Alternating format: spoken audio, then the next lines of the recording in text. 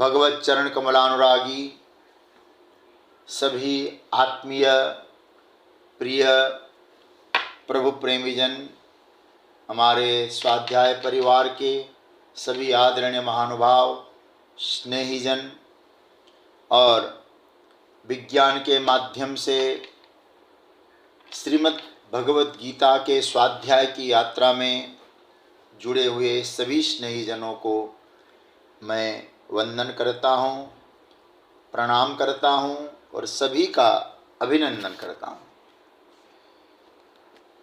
बहुत दिनों के अंतराल के पश्चात प्रभु की मंगलमयी कृपा से हम लोग यहाँ पुनः एकत्रित हुए हैं भगवत चिंतन हेतु। जैसा कि आप सब इस बात से अवगत भी हैं, विगत कुछ महीनों से कथा की यात्रा में काफ़ी व्यस्तता रही और ठाकुर जी के गुणगान की यात्रा चलती रही और आगे भी कथाओं की यात्रा है।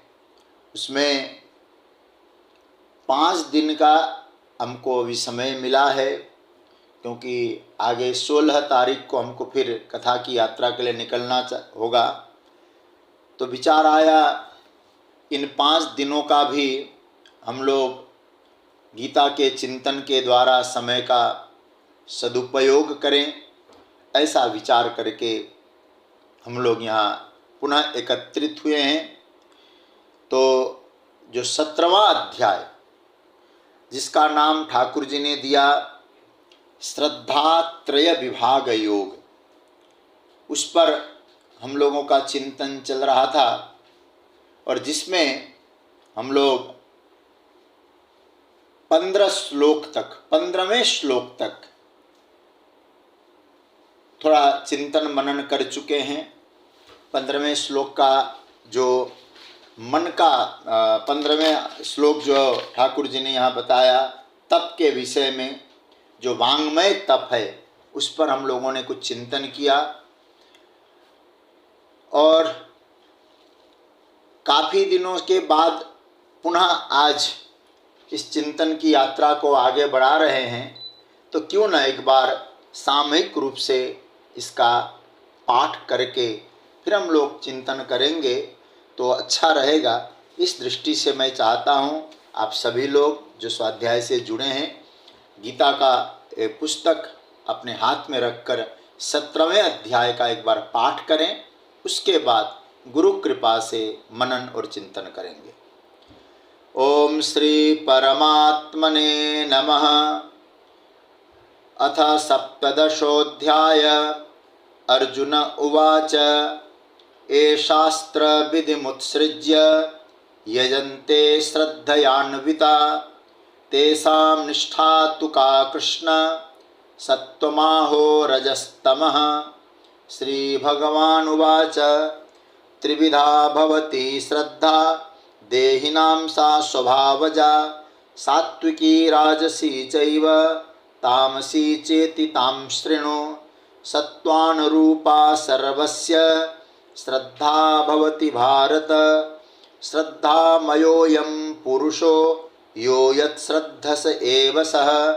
यजन्ते सात्विका देवान् यक्षरक्षांसि राजसा प्रेतान् भूतगणांश्चान्ये यजन्ते तामसा जनाः।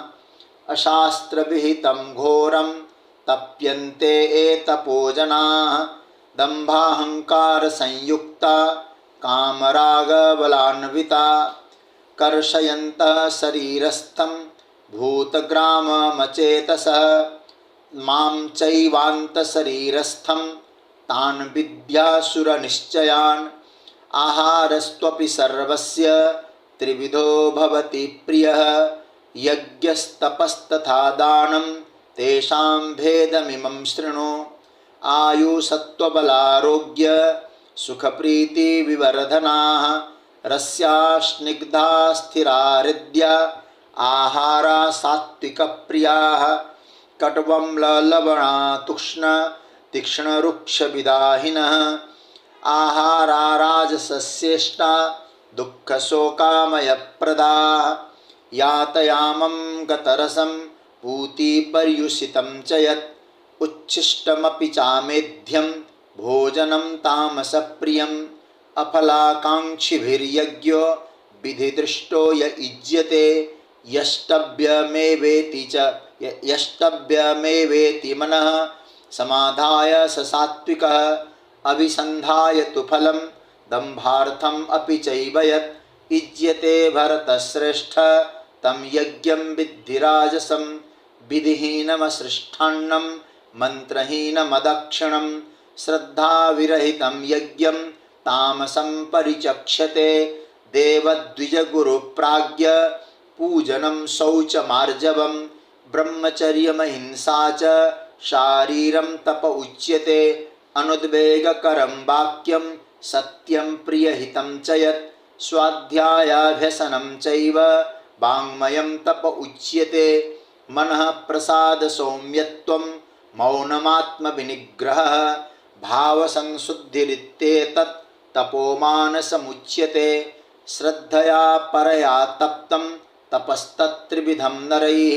अफलाकाङ्क्षिभिर्युक्तैः सात्विकं परिचक्षते सत्कारमानपूजार्थं तपोदम्भेन चैव यत् क्रियते तदिह प्रोक्तं राजसं चलमध्रुवं मूढग्राहेणात्मनो यत् पीडया क्रियते तपः परस्योत्सादनार्थं वा तत्तामसमुदाहृतं दातव्यमिति यद्दानं दीयतेनुपकारिणे देशे काले च पात्रे च तद्दानं सात्विकं स्मृतं यत्तु प्रत्युपकारार्थं फलमुद्दिश्य वा पुनः दीयते च परिक्लिष्टं तद्दानं राजसं स्मृतम् अदेशकाले यद्दानम् अपात्रेभ्यश्च दीयते असत्कृतमवज्ञातं तत्तामसमुदाहृतम् ओम तत्सदिति निर्देशो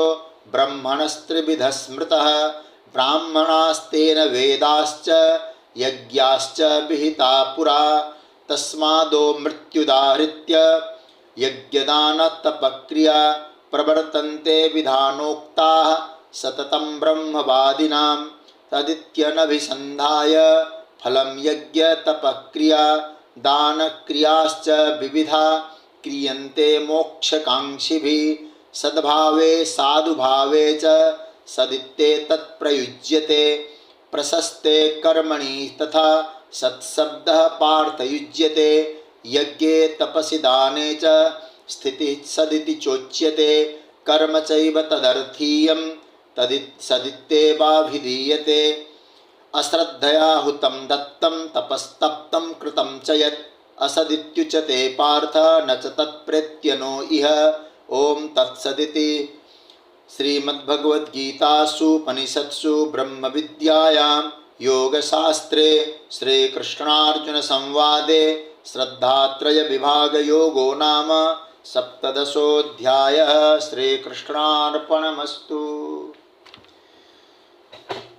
हम लोग ये जो अध्याय का चिंतन कर रहे हैं, अब तक संभवतः 11 प्रवचन इस अध्याय पे हो चुके हैं और मुझे बड़ी प्रसन्नता है कि आज हमारे जो स्वाध्याय परिवार के सदस्य हैं, हमारे आदरणीय श्री कमल पोद्दार जी ने जो गीता स्वाध्याय का क्रम चल रहा है उसको हूबहू ठाकुर जी ने जो हमसे बुलवाया है उसको लिखकर 15वें अध्याय का जो अंतिम भाग आज मैंने देखा कि जहाँ तक हमारा प्रवचन हुआ है वहाँ तक का लिखकर आज स्वाध्याय परिवार में आपने भेजा है, तो मैं आपको साधुवाद देता हूँ। इतना परिश्रम आप कर रहे हैं।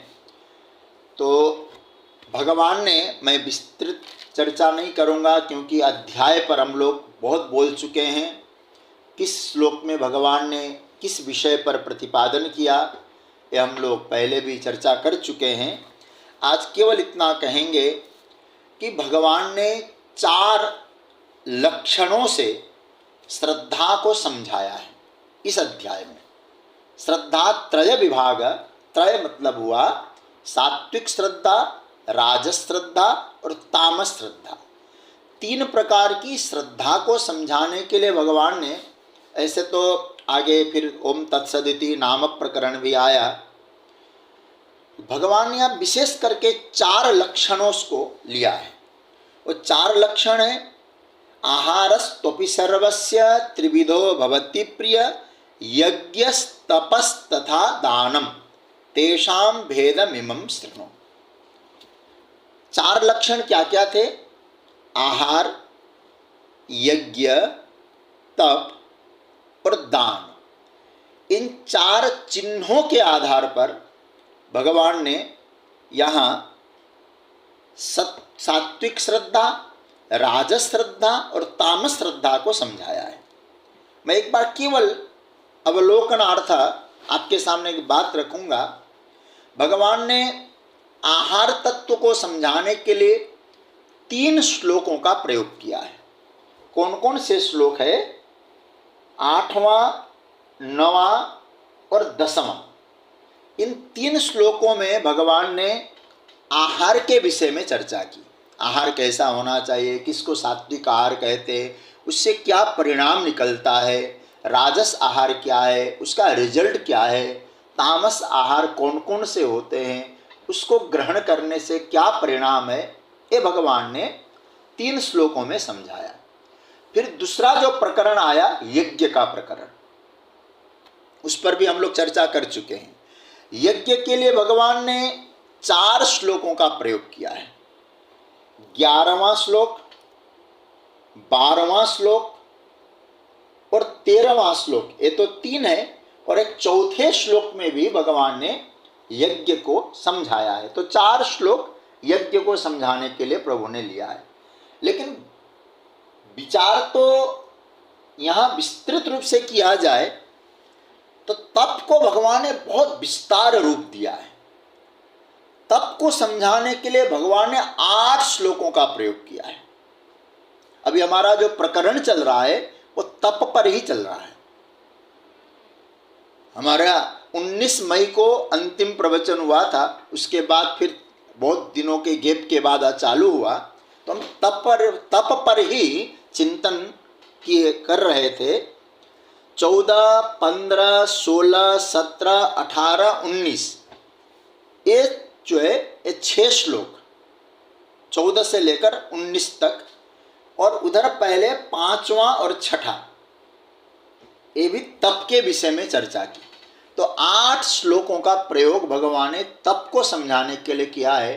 तो भगवान की दृष्टि में तप का कितना महत्व है। उसके बाद फिर दान को समझाने के लिए भगवान ने 3 श्लोकों का प्रयोग किया है, 20, 21 और 22। उसके बाद फिर नाम प्रकरण आएगा, उसका हम लोग चर्चा करेंगे। तो हम लोगों का चिंतन चल रहा था 15वें श्लोक का, एक तरह से विस्तृत चर्चा हम लोग कर भी चुके हैं। उसमें भगवान ने कहा अनुद्वेग करम वाक्यम सत्यम प्रिय हितम च यत् स्वाध्यायाभ्यसनम चैव वाङ्मयम तप उच्यते।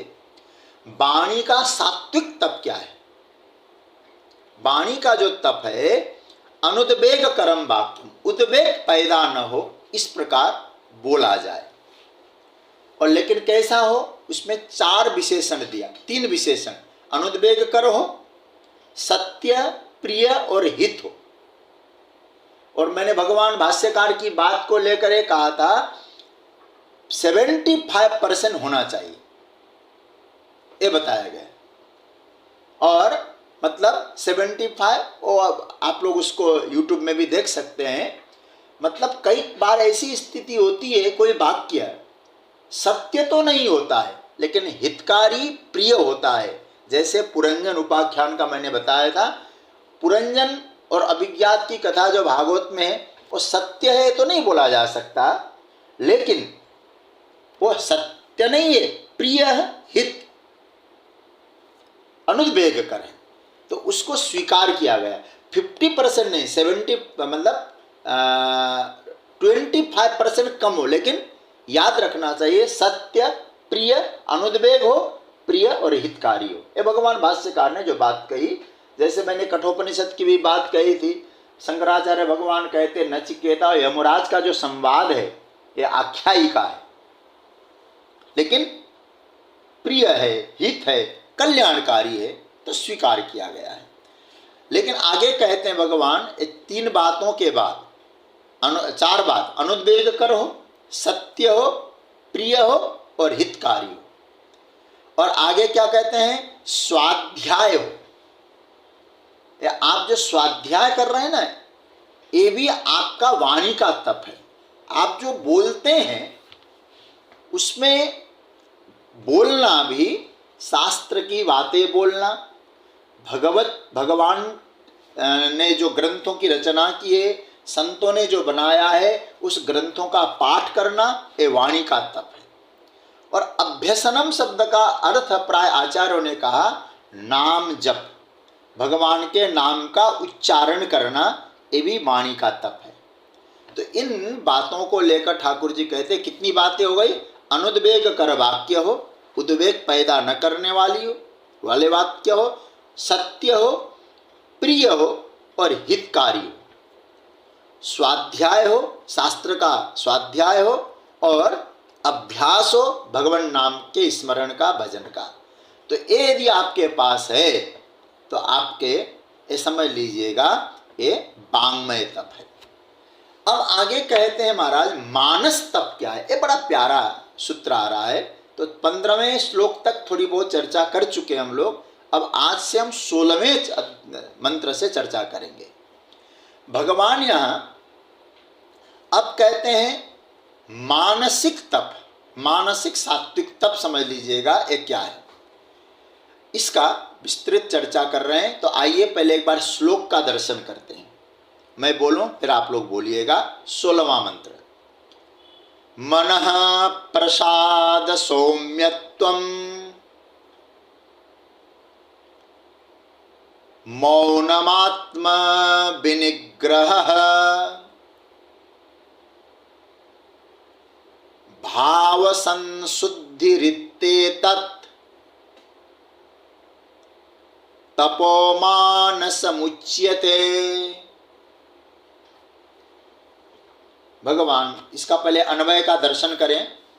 अन्वय क्या है, मनः प्रसाद सौम्यत्वं मौनम आत्म विनिग्रह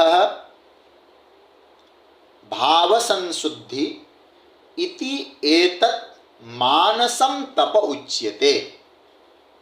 इसका अर्थ देखें, मनः प्रसाद, मन की प्रसन्नता। मन के तप क्या क्या है देखते जाइए। मन की प्रसन्नता, सौम्यत्वम शांत भाव, मौनम मननशील, मननशीलता, आत्म विनिग्रह मन का संयम निग्रह, भाव संशुद्धि अपने भावों की शुद्धि, इति इस प्रकार मानसम मन संबंधी तपः उच्यते। इनको मन के तप कहा गया है। तो कितनी बातें यहाँ बताई ठाकुर जी ने, पंचामृत बताई भाई, 5 चीजें बताई। मन की प्रसन्नता, सौम्य भाव, मननशीलता, मन का निग्रह और भावों की शुद्धि, ये मन संबंधी तप है। देखिए हम लोग सात्विक शारीरिक तप का दर्शन कर चुके हैं। सात्विक शारीरिक तप क्या था, देवद्विज गुरु प्राज्ञ पूजनम शौचमार्जवम ब्रह्मचर्यम अहिंसा च शारीरम तप, ये शरीर के सात्विक तप थे। उसके बाद फिर वाणी के सात्विक तप कौन थे, अनुद्वेग करम वाक्यम। अब भगवान कहते हैं मन के सात्विक तप क्या है। हम लोग एक एक सूत्र पे चिंतन करेंगे। मनः प्रसाद, अब मानसिक सात्विक तप, मनः प्रसाद, मन की प्रसन्नता, मतलब हमारे मन में मलिनता का अभाव हो। मतलब इसके लिए साधक को अपने मन पर पैनी नजर रखनी ही चाहिए। मतलब क्या हमने ऐसा बोला जिसके कारण मेरे मन में विकार उत्पन्न हुआ, मेरा मन कलुषित हो गया? किसके साथ मैं बैठा था जिनके बैठने से मन में अच्छे विचारों की कमी रह गई? ध्यान से सुनिएगा इन बातों पर, ये मन प्रसाद की चर्चा है। और ऐसा मैंने कौन सा व्यवहार किया जिस व्यवहार के कारण मन में जो भाव आना चाहिए, जो पवित्रता होनी चाहिए, वो नहीं बन पाया? किस व्यवहार से? पहले की अपेक्षा कुछ ऐसा मुझे लगने लगा है, मन की पवित्रता में कुछ कमी नजर आ रही है। क्यों? इसको चेक करें, इसका चिंतन करें और उससे मुक्त होने का व्यक्ति को प्रयास करना है। मन प्रसाद कभी आपने अनुभव किया होगा, मैंने इसका कई बार अनुभव किया। जैसे कहीं मंदिरों में, धामों में जाता हूं, गंगा स्नान करने के लिए जाता हूं, मुझे ऐसा लगता है जब दर्शन करके निकलता हूं, गंगा स्नान करता हूं, आप लोगों ने भी इसका अनुभव किया होगा, ऐसा प्रतीत होता है पहले की अपेक्षा मेरा हृदय कुछ अच्छा लग रहा है, मेरा मन कुछ अच्छा महसूस कर रहा है। मन के धरातल पर, मन की बात कर रहा हूं मैं, मन के धरातल पर पहले की अपेक्षा इस वक्त कुछ अच्छा महसूस मुझे हो रहा है। ये आपको अनुभव में आना चाहिए। जो हम व्यवहार करते हैं, उन व्यवहार तो होता है शरीर से, लेकिन दृष्टि होनी चाहिए हमारे मन पर। मन प्रसाद। इसलिए भगवान भाष्यकार जगत गुरु शंकराचार्य भगवान अपने भाष्य में क्या लिखते हैं? मनः प्रसाद, मनसः प्रशांति, स्वच्छता आपादनम। ये तो बहुत अच्छा, हमारे आदरणीय श्री कमल पोद्दार जी शांकर भाष्य भी जोड़ देते हैं इसमें। मतलब क्या अर्थ हुआ इसका? मन की परम शांति, स्वच्छता का संपादन करना। मन को शांति मिली, अपने स्वच्छता को संपादन करें। हम लोग जब संध्या वंदन करने बैठे, पूजा करने बैठे, किसी संत सदगुरु के पास बैठे, उनके पास बैठने से यह भाव आना चाहिए, मेरे मन में पहले की अपेक्षा भीतर से कुछ पवित्रता प्रकट हो रही है। इसी का नाम है स्वच्छता आपादनम, मन प्रसाद का। भगवान भाष्यकार कहते हैं स्वच्छता आपादनम, मानसिक तप है। आप गीता का स्वाध्याय कर रहे हैं, एक प्रश्न उठा सकते हैं। आप कह सकते हैं ये तो आप शारीरिक तप की श्रेणी में ले जा सकते हैं, क्योंकि ये सब क्रियाएं तो शरीर के द्वारा हो रही है ना। फिर आप मानसिक तप क्यों कह रहे हैं? क्योंकि आप गंगा स्नान करते हैं तो शरीर का प्रयोग हो रहा है, पूजा पाठ करते हैं शरीर से, गुरु सेवा करते हैं शरीर से। आप इनको फिर मानसिक तप कैसे कह सकते हैं? और मैं आपको कहूं, यदि ऐसा प्रश्न आता है तो समाधान गीता से ही मिल जाएगा। मैं कल इस गीता पर, इन श्लोकों पर सोच रहा था, चिंतन कर रहा था। मनः प्रसाद, भाई मन की तप क्यों कह रहे हैं भगवान? क्योंकि ये तो शरीर से किया जाने वाला कर्म है, शारीरिक तप कहते हैं। तो गीता में ही समाधान खोजें तो मुझे एक समाधान मिला, मुझे बहुत अच्छा लगा। और आप लोग मेरे अपने हैं, इसलिए आपको लोगों की अच्छा लगेगा।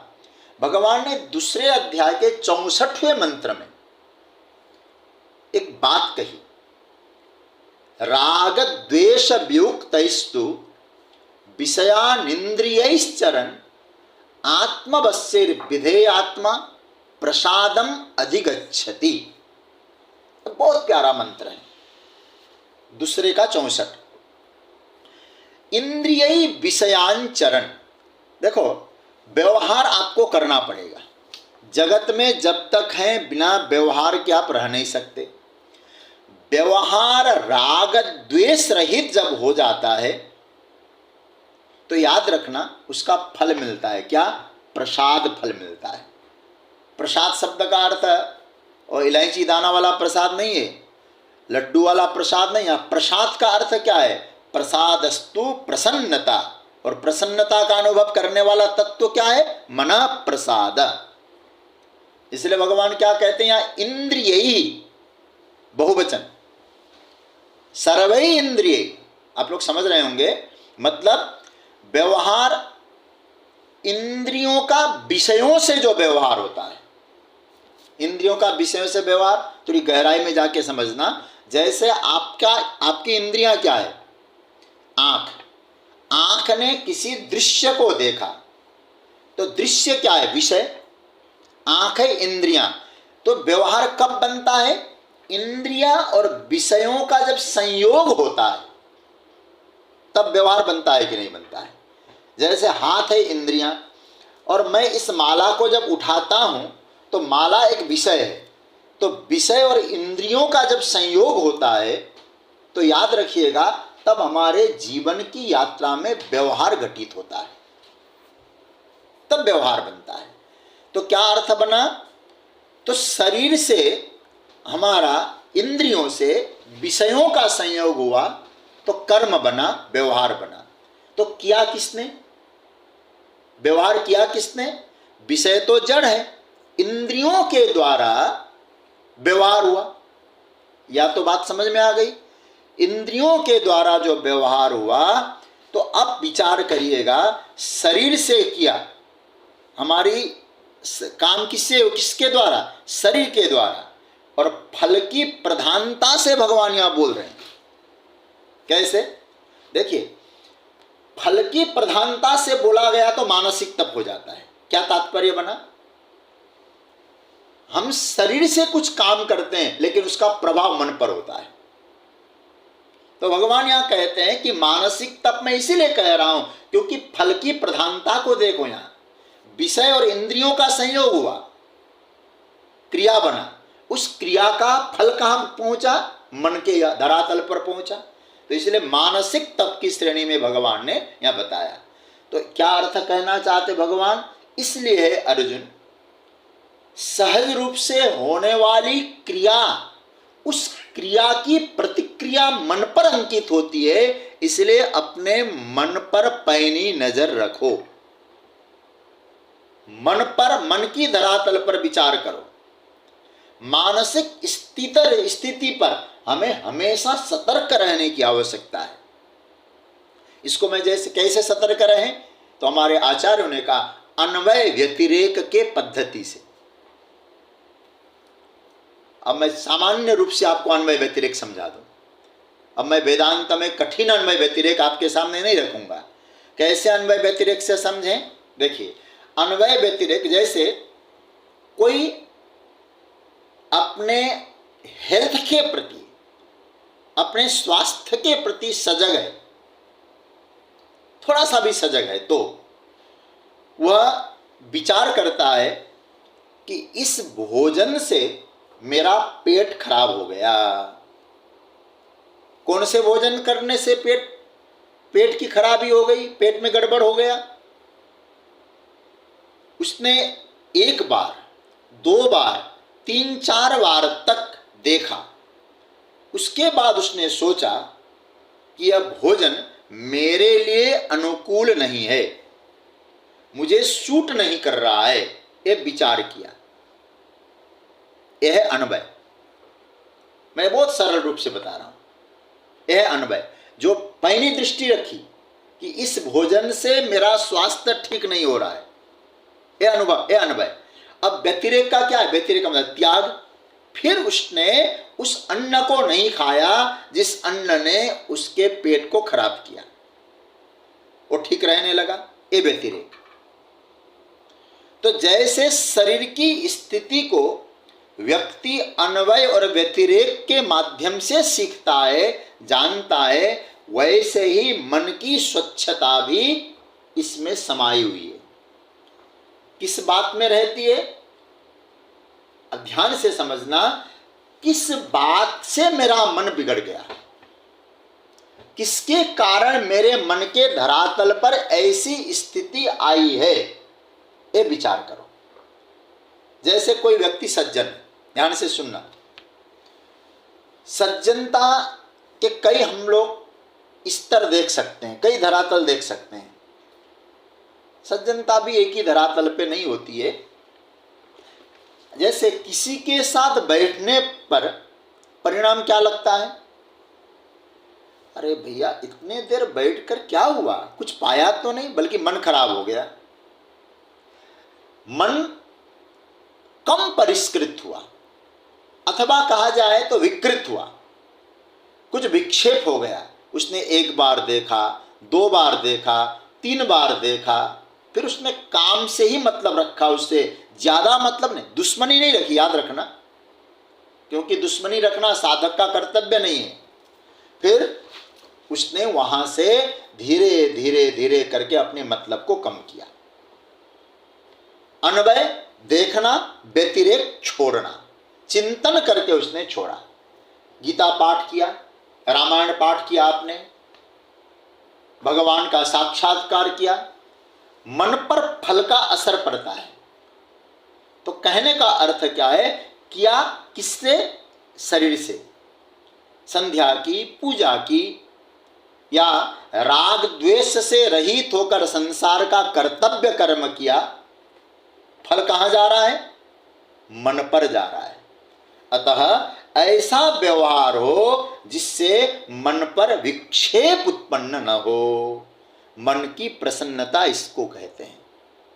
तो कर्म के द्वारा जो मन की धरातल पर असर हो रहा है, तो मन पर पैनी नजर रखकर अपने कर्तव्य को संभालना, ठीक ढंग से व्यवहार करना, ये भी मानसिक तप की श्रेणी में आता है। यदि मुझसे कोई पूछे मन की प्रसन्नता का एक कोई सामान्य और सरल उपाय बता दीजिए, मैं यही कहूंगा, व्यक्ति कृतज्ञ होना चालू हो जाए, कृतज्ञता का भाव उसके जीवन में आ जाए, तो प्रिय सज्जनों, मैं कह सकता हूं वो व्यक्ति हमेशा प्रसन्न रहेगा। आज सबसे बड़ी समस्या है, व्यक्ति कृतज्ञ नहीं हो पाता है। ठाकुर जी ने मनुष्य तन दिया तो ठाकुर जी पर हम कृतज्ञ बने, माता पिता ने जन्म दिया, माता पिता के प्रति कृतज्ञ बने, सूर्य ने प्रकाश दिया, सूर्य के प्रति कृतज्ञ बने। जब व्यक्ति दूसरे के प्रति कृतज्ञ होता है, थैंकफुल होता है, तो याद रखना, उसका मन कभी भी दुखी नहीं हो सकता, मन से सदा प्रसन्न रहेगा। इसको भगवान कहते मनः प्रसाद सौम, मनः प्रसाद, मन की प्रसन्नता। ये मानसिक तप है, लेकिन मन की प्रसन्नता में क्रिया का बड़ा महत्व है। इसलिए भगवान कहते हैं उस क्रिया के द्वारा अन्वय व्यतिरेक के पद्धति से मन पर पैनी नजर रखो, और जिस क्रिया के द्वारा मन में विकृत अवस्था आ रही है उसको छोड़ने का संकल्प करो, तो मन प्रसन्न होगा। ये मानसिक तप कह जाएगा। इसलिए तप में जो परिश्रम होता है ना, तो मन से विकारों को हटा के मन को भगवत आश्रय बनाना भी मानसिक तप है, उसमें भी थोड़ा परिश्रम पड़ता है, इसलिए इसको तप कहा गया। अब आगे कहते मनः प्रसाद पहला, दूसरा सौम्यत्वम। ग्रंथ देखिए, भगवान मानसिक सात्विक तप में दूसरा भाव देते हैं, 5 भाव दिए। मनः प्रसाद पहला, दूसरा सौम्यत्वम। इसको भाष्य में मैंने देखा, क्या लिखते हैं भगवान भाष्यकार, यत् सौम्यत्वम आहु मुखादि प्रसादादि कार्योन्मेया अंतःकरणस्य वृत्ति। सौम्यत्व का अर्थ क्या लिखा है, आपको भी बड़ा अच्छा लगेगा। सौम्यत्व का अर्थ लिखा है मुख आदि को प्रसन्न करने वाली अंतःकरण की विशुद्ध वृत्ति, सौम्यत्व। अंतःकरण की उस वृत्ति विशेष को मनः सौम्यत्व बोलते हैं, जिस वृत्ति के कारण मनुष्य के मुख पर प्रसन्नता छा जाती है। ध्यान से सुनेगा, आपको बहुत अच्छा लगेगा। जिस वृत्ति का आश्रय लेकर मन पर प्रसन्नता छा जाती है, मतलब मन में हमारे प्रसन्नता कैसे, मुख पर मन की बात आई, मन में न कहकर, पहले भगवान ने मन की बात की चर्चा कर रहे हैं, मन में न कहकर भगवान भाष्यकार क्या कहते हैं, मुख पर प्रसन्नता हो, जिससे आपका मुख खिला खिला सा हो जाए। मुख का प्रसाद, ये क्या कहते हैं, सौम्यत्व का अर्थ क्या किया, अंतःकरण की वृत्ति से आपके चेहरे पे प्रसन्नता। ध्यान देना, मुख का प्रसाद क्या है, कार्य। कार्य कारण के बारे में तो ज्यादा विस्तार करने की जरूरत नहीं है। मुख का जो प्रसाद है, मुख की जो प्रसन्नता है, वो कार्य है, और उत्पन्न करने वाली जो वृत्ति है वो कारण है। अच्छा, आपका मुख कब प्रसन्न होता है, आप सोचिएगा जरा। प्रिय की प्राप्ति में चेहरा प्रसन्न होता है, अप्रिय की प्राप्ति में मुख अप्रसन्न होता है, मुख खिला खिला सा नहीं होता है। तो आप सोचिए, जिसमें मेरे मुखमंडल पर प्रसन्नता की वृत्ति आ रही, उसी का नाम है सौम्यत्व। उदास, लटका हुआ चेहरा, ये जो है सौम्यत्व का लक्षण नहीं है। भगवान कहते हैं मानसिक वृत्ति का नाम है सौम्यत्व। इसको रामानुजाचार्य जी ने बहुत अच्छा अपने भाष्य में लिखा। क्या कहते हैं रामानुजाचार्य जी, मनसः परेषाम अभ्युदय प्रावण्यम। सौम्यत्व का अर्थ क्या किया, मन का दूसरे की उन्नति के प्रति झुकाव होना, हित के प्रति झुकाव होना। भगवान गोस्वामी तुलसीदास जी ने क्या कहा, सौम्यत्व किसको है, देखो सौम्यत्व सागर को कहा गया। कैसे, जैसे पूर्णिमा का जो चंद्रमा होता है ना, वो पूर्ण होता है, लेकिन नीचे कौन है, सागर। और जैसे पूर्णिमा के दिन सागर में ज्वार भाटाएं उठने लगी। अच्छा, पूर्णता सागर को नहीं, पूर्णता चंद्रमा को मिली। चंद्रमा ऊपर है, ज्वार भाटा किसमें, खुशी का तरंग किसमें उठ रहा है, सागर में। इसलिए क्या बोलते हैं, सज्जन सकृत सिंधु सम कोई, देख पूर विदु बाड़े जोई।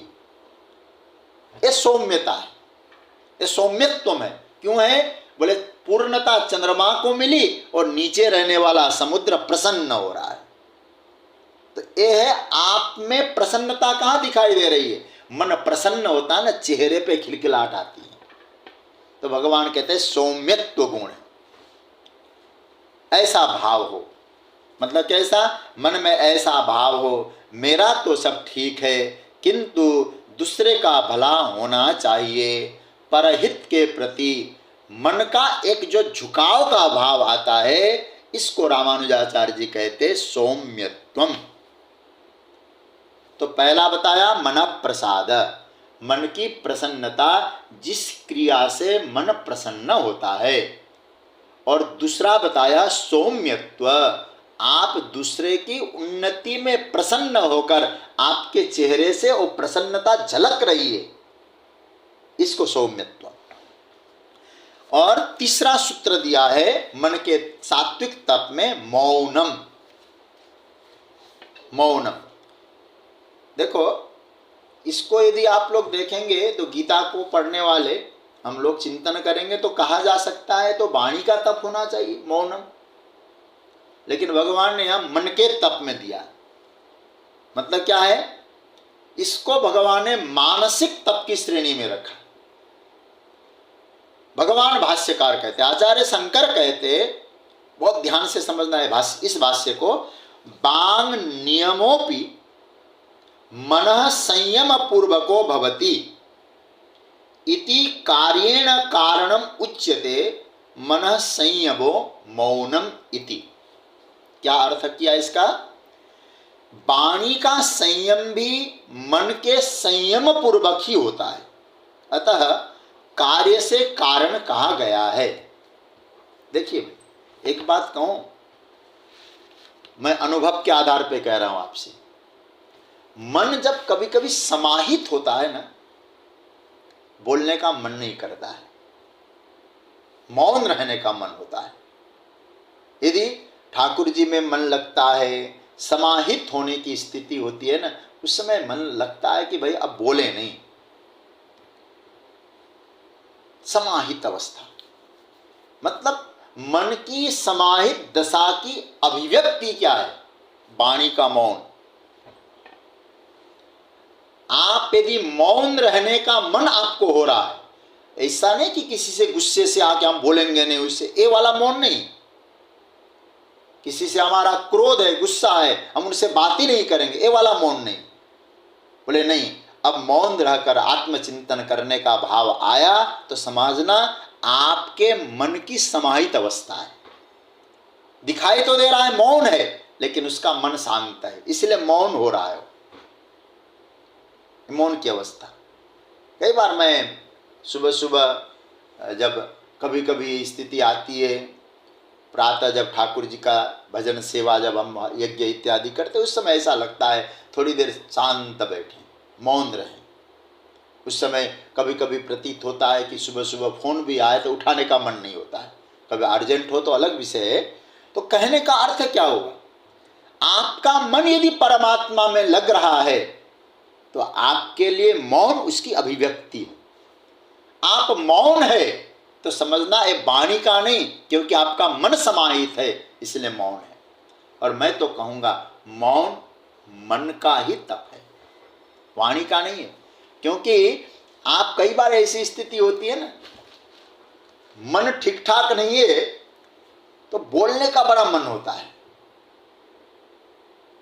इसलिए एक छोटा सा उदाहरण मैं दूं।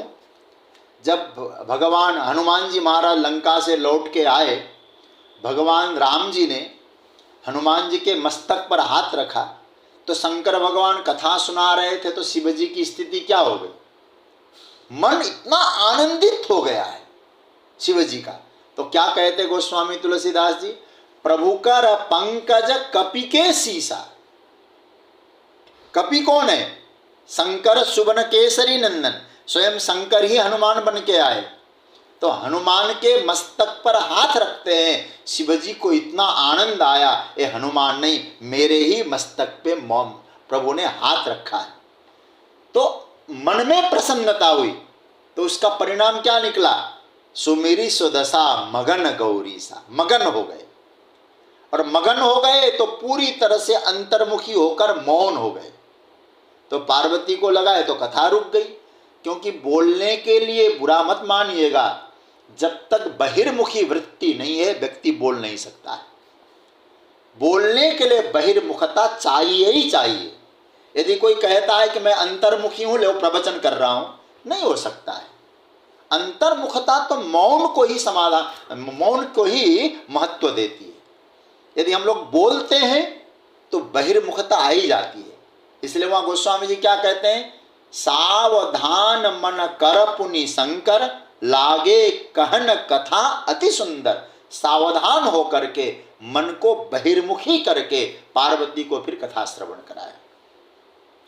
इसलिए जो मौन वृत्ति है, आपके मन में कभी मौन होने का मन होता है और मन की प्रसन्नता पूर्वक मौन है, चेहरे में भी प्रसन्नता है, तो आप समझ लीजिएगा आप मानसिक तप की श्रेणी में आगे जा रहे हैं। एक हमारे सुखतीर्थ में बड़े अच्छे संत हुए, मैंने उनकी बड़ी कृपा का अनुभव किया। ठाकुर जी की कृपा से उनके सामने प्रवचन भी हमने किया। पूज्य स्वामी श्री विष्णु आश्रम जी महाराज बड़े विद्वान महापुरुष थे। वो एक श्लोक बोलते थे, मैंने वो डायरी में नोट किया, और कल मुझे अचानक वो श्लोक याद आया तो डायरी खोल के देखा तो मुझे मिला। श्लोक है, विचारितमलं शास्त्रम चिरमुद्ग्राहितं मिथः संत्यक्त वासनान मौनात् ऋते नास्त्युत्तमम पदम। इसका अर्थ होता है सारे शास्त्रों का विचार करके एक निचोड़ निकाला गया। क्या? संत्यक्त वासनान मौनात्, मौन धारण करके अपनी वासनाओं से ऊपर उठो, मौन रहकर। ऋते नास्त्युत्तमम पदम, इससे श्रेष्ठतम कोई अवस्था नहीं है, इसलिए मौन आवश्यक है। श्रीधर स्वामी जो गीता पर भी उन्होंने, भागवत पर तो टीका की है, गीता पर भी उन्होंने टीका की। उन्होंने अपने भाष्य में लिखा है, क्या लिखते हैं? मुनेर भावः मननम इत्यर्थ। मुनियों का भाव ही मौन है। मुनि कौन है? जो मननशील है, मनन करते हैं। तो मनन करना भी एक मौन है। मौन मनन करने को भी कहते हैं। तो क्या हुआ? यदि संयमित वाणी भी आप बोल रहे हैं, गिने चुने शब्द बोल रहे हैं, तो श्रीधर स्वामी कहते हैं वो भी मौन का ही एक लक्षण ही है। संयमित मन से ही, क्योंकि संयमित वाणी प्रकट होती है। तो कितने बात हो गई? मनः प्रसाद, मन की प्रसन्नता। दूसरा बताया सौम्यत्वम, सौम्यत्व आपके चेहरे की प्रसन्नता, चेहरा खिला खिला सा हो, और मन के कारण ही चेहरा खिलता है, उदास होता है। तीसरा बताया मौन और समाहित मन। मौन का अर्थ क्या? अर्थ सर समाहित मन। अब उसके बाद आत्मविनिग्रह, ये चौथा है। ध्यान देना, यहां आत्मा शब्द, आत्मविनिग्रह में आत्म शब्द जो है ये मन के लिए प्रयोग हुआ है। इस बात का ध्यान देना, यह आत्मा शब्द देह के लिए नहीं आया है, और आत्मचेतन जो ब्रह्म तत्व है आत्मा के लिए भी नहीं आया है। यहाँ आत्मा शब्द मन के लिए आया है। आत्मविनिग्रह का अर्थ क्या है? इसको भी थोड़ा देखने जैसा है। मनोनिरोधः सर्वतः सामान्य रूप आत्मविनिग्रह। क्या अर्थ निकला इसका? इसका अर्थ निकला सामान्य रूप से सभी इंद्रिय व्यवहारों से उपराम होना। मतलब व्यवहार कब होता है? फिर याद रखना उस बात को, इंद्रिय और विषयों के संयोग से व्यवहार होता है। तो अब आपके द्वारा इंद्रियों के जो व्यवहार है, उस व्यवहार से आप उपराम हो गए। वाणी व्यवहार से उपराम होना ये मौन है। ध्यान देना, वाणी व्यवहार से उपराम होना मौन है। इंद्रिय व्यवहार से उपराम होना ये क्या है? आत्मविनिग्रह है। क्या बात बनी? एक इंद्रिय के संयम से मौन घटित होता है, और सभी इंद्रियों के संयम से उपरामता आती है, आत्मविनिग्रह। इस भेद को आप समझ रहे हैं ना? इसलिए रामानुजाचार्य ने अपने भाष्य में लिखा, मनोवृत्ते ध्येय विषय अवस्थापनम, आत्मातिरिक्त, आत्मा से अतिरिक्त विषयों से मन को हटाकर ध्येय में लगाना। आत्मा से अतिरिक्त क्या है? बोले जड़ विषयों से अपने मन को हटा करके परम चैतन्य परमात्मा में अपने मन को स्थापित कर देना, इसका नाम है आत्मविनिग्रह। यदि आप इसका व्यापक अर्थ खोजना चाहें, अध्यात्म के अलावा भी व्यवहार के संदर्भ में भी इसका अर्थ करना चाहें, तो लक्ष्य के अतिरिक्त, मैं जिस लक्ष्य के लिए निकल रहा हूं, उस लक्ष्य के अतिरिक्त जिन विषयों में मेरा मन अटका हुआ है, तो उन मन से, उन विषयों से मन को हटाकर लक्ष्य में लगाना, ये आत्मविनिग्रह है। ठीक है? हनुमान जी जब राम जी के काम के लिए जाते हैं, लक्ष्य क्या है? सीता जी की खोज। ठीक है? अब उस सीता जी की खोज के लिए जब निकलते हैं, तो हनुमान जी के रास्ते में कभी विश्राम देने वाले भी आते हैं और कभी विक्षेप करने वाले भी आते हैं। तो विश्राम देने वाला मैनाक पर्वत आया सुवर्ण का, तो हनुमान जी का लक्ष्य क्या है? बोले राम कार्य। तो हनुमान जी ने कहा राम काज कीन्हे बिनु मोहि कहाँ विश्राम। आत्मविनिग्रह को समझना, राम जी का काम मुझे करना है, उसके अतिरिक्त अन्य जो विषय है उनसे मन को हटाना है। तो लक्ष्य क्या है? सामने लक्ष्य रख करके लक्ष्य के अतिरिक्त विषयों में मन न लगे, इसका ख्याल रखना, इसका नाम है आत्मविनिग्रह। और ये हो सकता है, ध्यान से सुनना, सामर्थ्यवान साधक को ये असंभव नहीं लगना चाहिए, क्योंकि साधना यही है।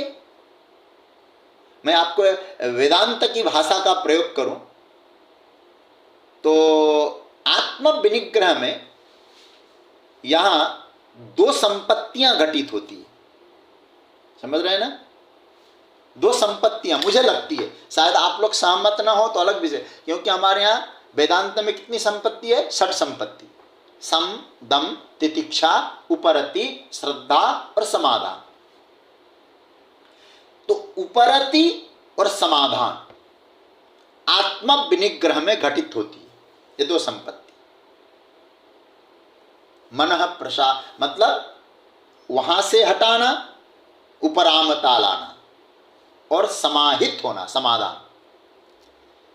केवल याद रखना, हटाना ही महत्व नहीं। आत्मविनिग्रह का अर्थ क्या बना?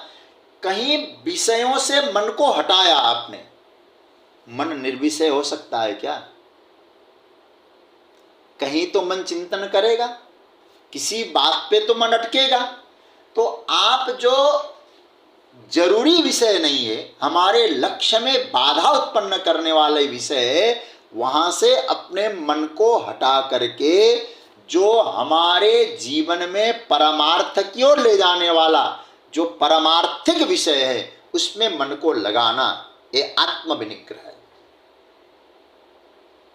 ये हो सकता है, प्रयास करने पर संभव है। बड़े बड़े संतों ने इसको जिया है। तो भगवान 4 बातें कह चुके हैं। क्या क्या बनाया बताया? मनः प्रसाद सौम्यत्वम, मन प्रसाद मन की प्रसन्नता, सौम्यत्वम चेहरा खिला खिला हो, और मन प्रसाद सौम्यत्वम मौनम, पानी का मौन, लेकिन समाहित मन के द्वारा मौन हो। उसके बाद क्या बताया? आत्मविनिग्रह, मन को संयमित रखो, विषयों से मन को हटाओ। देखो इंद्रिय, मैं बार बार कहता, इंद्रियां व्यवहार करती है। यदि आप कहेंगे कि मैं इंद्रियों को मार डालूंगा, आंखें फोड़ दूंगा, तो आप ये मत समझ लेना कि आपके आंख की जो वासना है वो शांत हो गई। विषय नहीं मिलेंगे आंख को, लेकिन वासना आंखों में रहेगी भी, क्योंकि गोलक नहीं है भीतर, और देखने की जो ललक है ना, वो तो बनी रहेगी। तो क्या करना है? आत्मविनिग्रह का एक अर्थ है कि इंद्रियों को मारना नहीं है, बल्कि इंद्रियों को परमार्थ में मोड़ना है। यही आत्मविनिग्रह है। मारना, इसलिए भगवान ने कालिए को नहीं मारा भागवत में। मैं बार बार कहा करता हूं, कालिए इंद्रिय है, तो भगवान ने कालिए को रमण द्वीप भेजा, मारा नहीं, मोड़ा। तो अब आया आचरण के संबंध में मानसिक तप। 4 बातें हो गई, अब ध्यान से सुनना। वाणी के संबंध में हमने देख लिया मौन। इंद्रिय व्यवहार के संबंध में वो भी देख लिया आत्मविनिग्रह। मुखादि प्रसन्नता के संदर्भ में उसका भी हो गया। और सबसे श्रेष्ठ क्या? मानसिक तप के विषय में आया, मन खिला खिला सा हो, मन प्रसाद, सो मन में स्वच्छता का, निर्मलता का भाव जगे, ऐसी अनुभूति हो। निर्मल मन जन सो मोहि पावा। अब व्यवहार के संदर्भ में भगवान कह रहे हैं, जो 5वीं बात मानसिक तप में भाव संशुद्धि। ये बहुत मतलब कहा जाता है पॉइंट, बहुत अच्छा पॉइंट है। भाव संशुद्धि है तो भाव की शुद्धि, लेकिन इसको व्यवहार के संदर्भ में ये इस लक्षण को रखा गया है। इसलिए इसको समझने के लिए भाष्य बहुत जरूरी है पढ़ना। भाष्य में क्या लिखते हैं, अच्छा भाव दिया है। भाव संशुद्धि परई व्यवहार काले अमायावित्वम भाव संशुद्धि।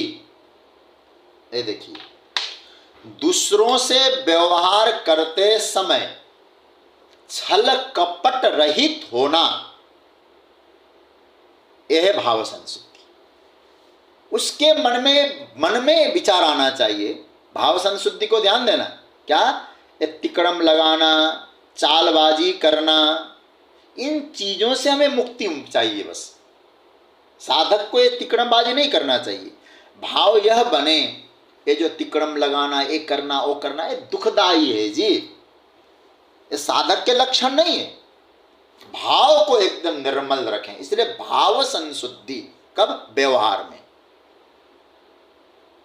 ऐसी भावना रखें जिसमें स्वार्थ और अभिमान का त्याग हो, दूसरों के लिए हितकारी हो, उसे कहते हैं भाव संशुद्धि। देखो भाई, यदि हमारा निश्चय भगवान के प्रति दृढ़ हो जाए ना, भाव अपने आप शुद्ध हो जाएगा। निश्चय को दृढ़ बना के देखिए, आपका भाव शुद्ध होगा। प्रभु के प्रति जो हमारा विश्वास है, उस विश्वास में कोई विकल्प न हो। मेरे ठाकुर जी बस, मेरे तो गिरधर गोपाल, दूसरो न कोई, ये भाव आ जाए तो समझ लेना शुद्धता अपने आप आ जाती है, भाव संशुद्धि घटित हो जाती है। और याद रखिएगा, संसार का सहारा यदि आप रखते हैं, बुरा मत मानना, सांसारिक वस्तुओं का, सांसारिक संबंध का यदि सहारा ही जीवन का आपने ध्येय मान लिया, तो सदा भाव अशुद्ध बना रहेगा। कभी भी आप, हमारा भाव शुद्ध नहीं होगा। इसलिए अपने भाव संशुद्धि चाहिए तो सहारा दृढ़ता से पकड़ो। ठाकुर जी का ही परम आश्रय लेकर रहेंगे तो भाव संशुद्धि मन में बनी रहेगी, मन शुद्ध बना रहेगा। आश्रय में परिवर्तन मत करो तो आपका भाव पूर्णतया शुद्ध होगा।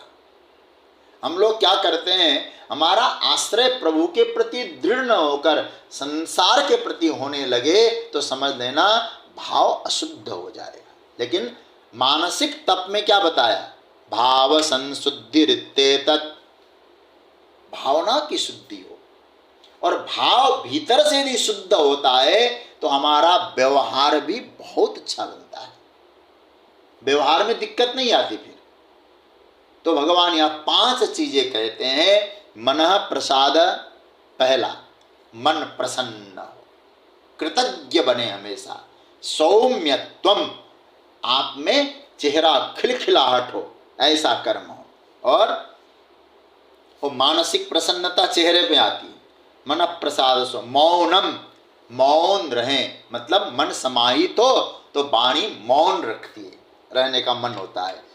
मौनम आत्म विनिग्रह, अपने मन को संयमित रखना।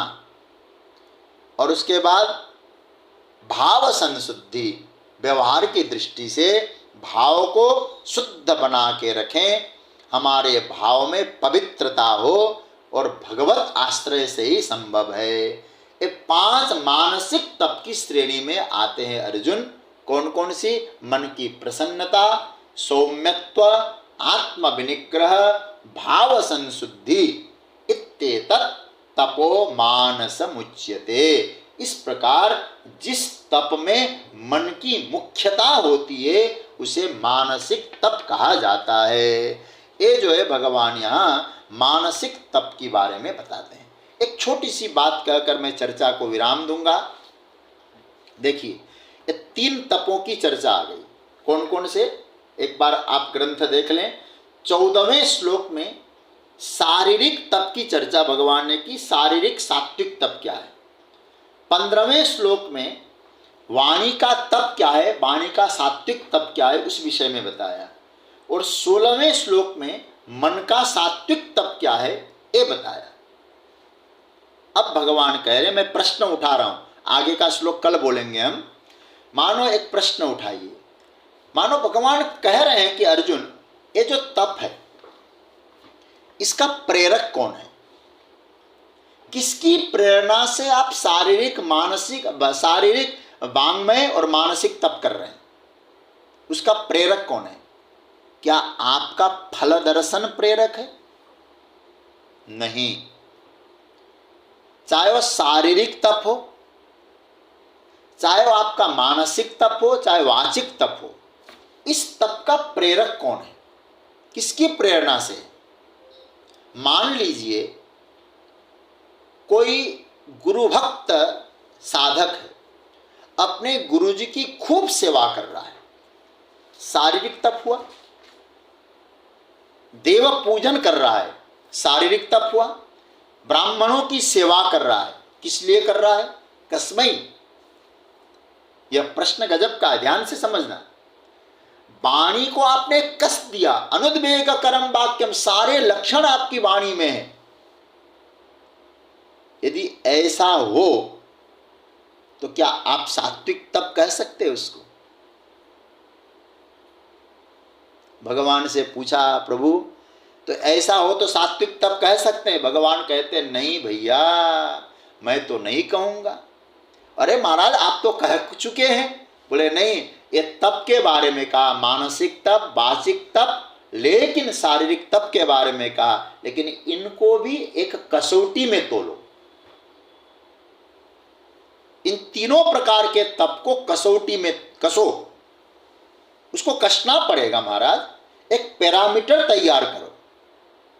इस तपस्या का प्रेरक तत्व कौन है? तो भगवान कहते हैं ये जो अन्य जो हम लोग गाएंगे कल, 17वां जो श्लोक है, इसमें भगवान कहेंगे ये तीनों प्रकार के तप के बाद जब इस श्लोक के पैरामीटर में इस तीनों तपों को देखोगे, तब आपको लगेगा हम लोग अपने तप को सात्विक बना सकते हैं। शारीरिक तप को भी सात्विक, मानसिक को भी, और वाचिक तप को सात्विक बनाना हो तो इस 17वां जो मंत्र है, इस एक पैरामीटर है। इस कसौटी पे आप, एक कसौटी का पत्थर है जी, तो इसमें आपको कसना पड़ेगा, देखना पड़ेगा कि हमारा तप सात्विक कैसे बनेगा। इसकी चर्चा अब हम कल के प्रसंग में करेंगे।